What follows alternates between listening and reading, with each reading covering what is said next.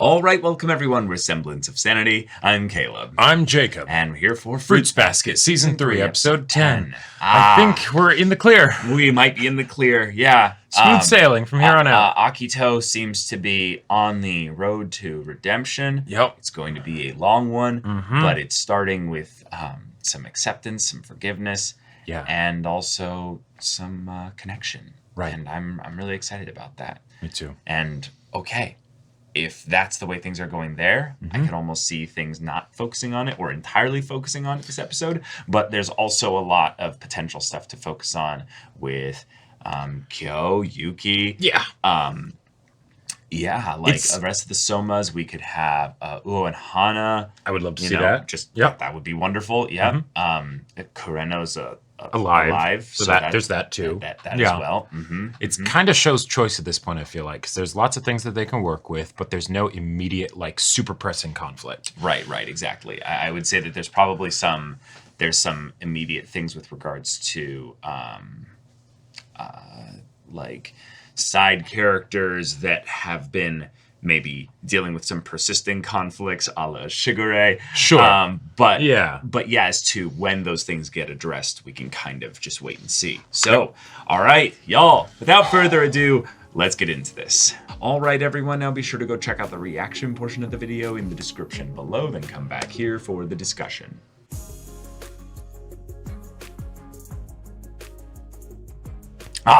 Okay. This episode was just almost pure catharsis. There was some obvious tension as we see Kyo realizing that he's got something that he needs to do before he sees Toru, which I liked that they kind of gave us a little bit of a bait thing as to, wait, what does that mean exactly? Right. And then, so I'm getting back to the Soma estate, we're like, oh, shit. Oh, here we go. It's family time. And my man's free from his cage. Yep. More ways than one. He's now realized that the words that his mother said back then were the words of his father. Yeah. That she bore upon herself to the point where she then killed herself, which has set him free from understanding that it was his fault that this happened. Right, but then also... What I love so much about this is that Kyo has been a very hot-headed individual. Oh, yeah, absolutely. On receiving that kind of information, realization, that would exactly be the kind of situation where I would expect some hot-headedness to come out, and maybe for some things to be done to the man that brought him into this world. Maybe some hands being thrown, amongst other things. But no. He's looking past this whole thing. He's like, I'm seeing someone beyond this that I'm wanting to head towards, and just on the road there, I realized that this is something that I need to accept as a part of my life that happened. Right. But I need to... I'm not going to get distracted by it. I need to basically solidify my stance on it and where my emotions are with regards to it, and accept those emotions. Yep. And in the immediate sense, he needed to kind of let his father vent it all out. Right. And in some ways, by him doing that, he showed honestly how he feels about the situation within the context of Kyo being able to hear his father's words for what they really mean. And I really like that in some ways, his father isn't saying anything new. No. It's just that Kyo is in a different place. Right, so he has fresh perspective on it. Right, and this is powerful on multiple levels. One, because he's in this situation and he chose to come here. But two, because Yuki basically told him that he has what it takes. Right. In a very long form, emotional, tirade. Lots of but fighting and all that specifically, stuff. He has what it takes with regards to accept himself as who he is. As being a good boy, as being someone that is worthy of being looked up to, respected, and carried forward, and also protecting Toru. So that's all in of itself. But that conversation, you did it. You did the Yuki thing, if you will. You brought about a lot of self-control. You put yourself into a vulnerable position, and took the brunt of that assault, if you will, from your father. And self-control, not from bottling up or repressing those feelings or whatever, but through truly accepting them, so it's not going to be something where like there's not going to be any harbored resentment where he's like, oh, I really wish I had, just beat the shit out of my old man. Exactly. In some ways, by accepting his father's emotions in that moment, he was able to look at them and understand the parts that he had taken on as if they were his own, right? And realize, wait, these aren't mine. I don't receive this. This is my father's, and no, this is his. Right. I can let this go.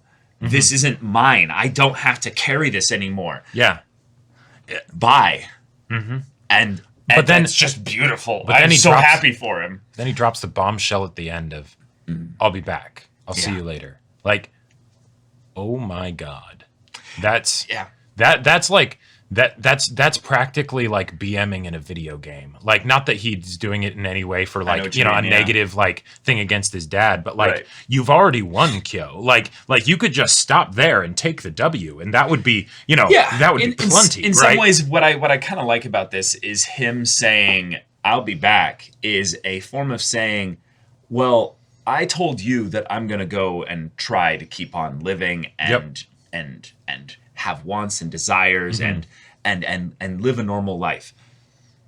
I am charging you with doing that just enough that I will find you alive when I come back here. Right. Because one of the things that is, I think, subtly implied a little bit by the father's ranting and ravings and his drinking and a lot of the things with this is that the father has plenty of suicidal thoughts himself because of the burden of understanding that he was the one that killed his wife. Now, here's the thing here. Here's the thing. He is desperately throwing it onto Kyo. Right. In fact, there was this relief and this giddy laughter when Kyo accepted it, because for a bit there, I'll bet he thought, oh, good, it's not me. It's not me. I didn't do this. Exactly. It's sick and twisted, but it's the idea that that's what his burden is. So Kyo is telling him, now that I've cut you free and I no longer need to protect you. You need to keep going on living so that I'll be, that you'll be around when I come back here, and that broken glass on the ground isn't going to be used for anything like right here and now, because, I'm no longer going to be, letting you, shovel all your shit at me. Kyo, in the midst of everything, basically showed him the path forward. Right? Kind of, yeah. Because it's okay, sure, I'll take that guilt if you want. That's fine. It doesn't particularly affect me either way, because I've already made my decision. I'm going to be living my life. Yeah, I've accepted who I am. So if that helps you, great. I'm going to be living. I'm going to be back here. It almost feels like he's allowing his dad to use his own hatred of his son as a result of him pinning the blame on him for his wife's death to basically be a motivator to keep on going, right? In a similar way, maybe. He doesn't need to be around for it either. Right, he doesn't need to be around for it, right? He's got other things to do. Yep. But it feels like there are a lot of parallels, both descriptively and prescriptively between Kyo and his dad, but specifically Kyo in the past with his hatred of Yuki, right? Sure. With the whole thing of, I ended up blaming Yuki, kind of maybe in a similar way that my dad blamed my mom. Maybe. Right? But then also hey, if that helps you keep fighting, there you go. Cool. I know that sometimes that's just what you need, even if the person doesn't deserve all your ire. I'm not going to stick around for it, of course, but Yeah. In some ways I learned that from Yuki. Right. And I loved that Yuki and Kyo had their final fight. I could totally see them having brawls for fun spats now. And But Yuki told him, hey, no, I always wanted to be you too, but you had to go and say it first. Right. Which throws everything that he is, Yuki is just completely out of whack. And now, they both accepted it. And they both come on their journey. Yeah. And I love how it got brought up too, because, of course, Yuki is like, what are you doing here, dude? Right. Yeah. but Go see her. right, go see her. You know, like actually, what are you doing? Like it's making me mad. Like, are you running away? Right, again after all of that, you know, like are you so blind? Are you really that much of a Bakaneko? Who you are to her? Right. Yeah. But then he goes after the thing of the when Kyo's like, I couldn't protect her. He's like, what are you talking about? Yeah.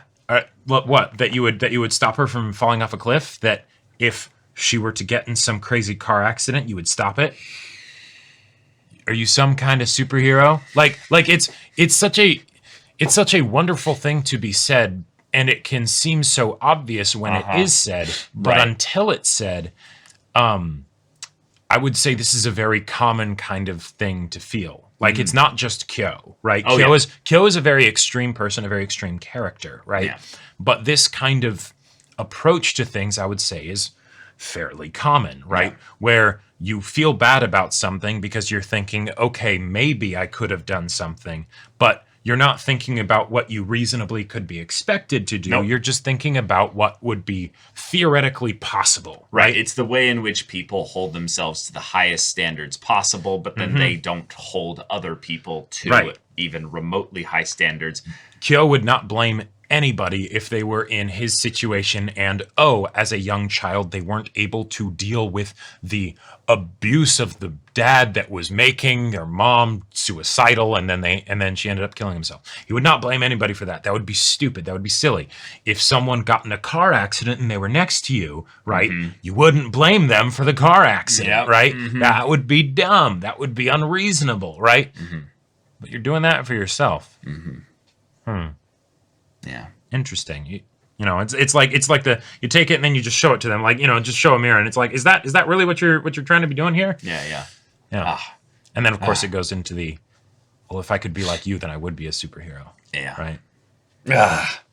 And he did it again, and then got Yuki all upset. He's Yep. like, All right, yeah. Okay, now. And I love the comedic transitions to just Haru being like, so can I order a pizza? You know, can I get nuggets too? You know? And I just love that this is all happening, and just Shigeru's just like, yeah. And then I didn't want boys. You know? Right, and then when they come down, they actually have the pizza and nuggets. It's like the conversation was that long, like there was that much time up there that the pizza came all the way out into the boonies of where the given how hopeless they are without Toru, like how dependent they've gotten on her, I firmly believe that like any delivery food service nearby is just like, yep, we know the fastest way to get there. like they're back. They're ordering again. Oh, wonderful. Oh, good. They were our biggest customers and we lost them for 2 years. I just love the idea of someone running up all those stairs with pizza and nuggets, Right. You have to have the nuggets in a bag and they're like bouncing. They full on like Aragorn, leap up the stairs 5 at a time, the beacons are lit, That's when you realize that all along. Shigeru's house calls for aid. That's when you realize all along that it was actually Rin galloping on a horse with like a pizza on her back, Rin would actually be pretty good as a food delivery person now that I think about it. Yeah. But it's like, wow, that's a smart horse. Yeah, exactly. Just put it on my neck, And then of course Haru has to bring up the idea of like, I'm pretty sure her boobs have gotten bigger. And it's like, what? Why? What is your point here? What are you doing? And he's like, all of the above. Yeah, bragging, cutting the tension, and maybe sexually harassing you a little bit. It's just like, I love Haru. I love how tight this episode was. Yeah. In some ways, it felt like almost too fast, but it was really cool in which they just went through like 12 characters, interactions and stuff like that. The fact that Akito had like multiple key interactions this episode, but weren't really the focus on any of them. We got Uo and Hana this Uo episode, and Hana interacting with Akito. Drawing the connection between Akito and Kureno. Yep. Akito owning up to that, then also that's really cool because I feel like the Akito. I just want to say this: the Akito Kureno situation is one that I don't blame in the strictest sense either one of them. I give Kureno a little bit of a a little bit of a poking because of the way this was a situation that was so static, and yet the intentions of Kureno were ones that if they kind of pulled them out and looked at them a little bit, would realize that they weren't actually doing it for that for like a long time at this point, like the actual reasons for being there for Akito. So then the fact that Akito was in her own kind of, fucked up situation, and herself also just being pretty awful as a person, it's one where it's a bit too complicated to just be like, oh yeah, Akito, you take responsibility or what have you, but acknowledging her part at all to people that aren't Kureno is just really cool, because there's an aspect of this where Akito and Kureno can't just come into the same room together and just hash it all out immediately. Yeah, the habits need the separation to break the cycle. Right. The habits in the rut are too deep set, right? It's like even if you could theoretically have a different mental perspective that theoretically could cause the old habits to be done in a way that was healthy, it's still something where the habits are there so strongly that you can't reasonably expect that you wouldn't fall into old patterns, right? So having that break to be like, okay. It's the idea that when Kyo basically sets a high standard for himself of wanting to protect Toru, it's the idea that it's not a bad decision to get some separation from a person that you've been overly dependent or... Sure. There's a bit of a dependency issue with, even though it would be great if we could just shift immediately into interdependency, but there are no shortcuts. Right. There is no immediate way in which we can just resolve everything without any problems or struggling. No, we take little steps. We keep moving forward. Sure. We choose the path and we stick with it. Even though there's going to be times where you'll leave the path, where you'll basically do this for a little bit. As long as you're still moving and you still know where the path is, or someone can help you find the path again, you can keep making progress. And that's just really cool. That felt like the theme this episode was a lot of people realigning themselves to find their path so that they can start walking. And I was just really excited about that, because then if we're on episode 10, we could have 3 episodes of path walking, or maybe 2 episodes of path walking. And yeah, it's something where in a weird way, you could even say that Akito getting worse and worse over the course of the series was her best hope at recovery, because then she's moving, right? Sure. She's getting outside of that room, right? It's even if she's doing it to stab Toru, it's still something where it's like, okay, then from there you're dealing with the shit, right? In a bad way, but then from there it can maybe be course corrected, right? It's the thing that Obasan kind of lamented was I don't know how to move. I've been in this situation for 40, 50, 60 years. I don't know how to just change my life. Right. And then Akito basically gave her the answer by saying, well, then just stay here. And her being static, grasping onto the immovable pillar of the house, the thing that she thought would be eternal, the thing that would just always be there, and now she's scratching it, giving it that little bit of like, oh, it's actually, it's just a physical thing. She's dedicated her whole life to this, and now it's like what do I even do? Like she played on this MMO for so long, she never thought about what would happen if they turned off the servers. Exactly. Your girl, you got to move on. If Akito and Kureno are in a deep rut, she's in an even deeper rut, right? Where it's like this has been her whole life. Yeah, in the literal sense that it's just been, it's been. I mean, Akito, it's been her entire life as well. No, I know, but like it's the all right. How do you undo 60 years? Can you teach an old dog new tricks? Yeah, exactly. Right. It's very difficult. Very difficult. But okay. All right, maybe you just follow the pattern of what everyone else seems to be doing and give it a try. But let's get to Toru. So, Kyo, all those worries, all those doubts, all those anxieties and stresses and nervousness all immediately melt away once you see her. Right. Because you love her, you love her, you want her. And those That's so fucking funny to see her just be like, Oh yeah, and then runs away. and then just gone. Something that I want to bring up though that I really appreciated in how that scene was done. There are a lot of times in this show where we see someone's perspective as they and it'll be a lot more colorful. There will be like, the usual like anime effects, the lights, the whatever, the things to spruce up what they're seeing, to show the emotional connection they have to what they're seeing, right? We don't have that when he sees Toru.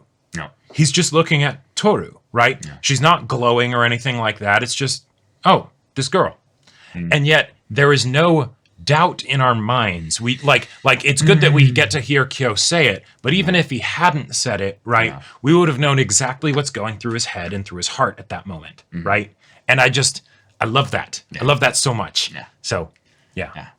But the fact that she is so fucking scared in that moment that she's just like, gone.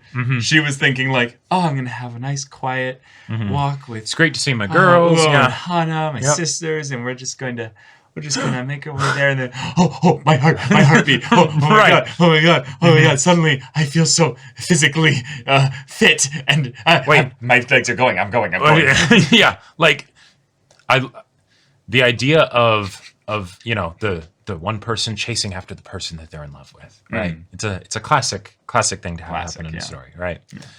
I feel like this is one of the situations though where I feel like it was really set up to be like, yes, it's so fitting, come full circle. Oh, you're gonna run away, Baka Neko? No, you're gonna run after. Right. And the thing is, I think there's multiple reasons for why that's so beautiful, for sure. Right? For sure. One, Toru ran after him at the beginning.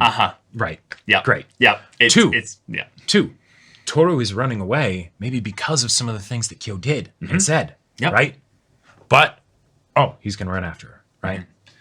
And then also... Baka, I'm faster than you. Right. And then also, Toru does tend to kind of run away from things in general. And it's often done for comedy, and it was done for comedy here, but that's another situation in which there are little idiosyncrasies for the characters, and figuring out how to make those mesh is the question of how, whether and to what degree you will be a good match for each other. Yeah, good romance, Yeah, so, that's just, And I love these two so much. I'm so happy. I feel like, Jacob, we're also getting the true final triple, quadruple, quintuple like thing of just like, hey, the ones that are actually the best for each other ended up together. They're not together yet.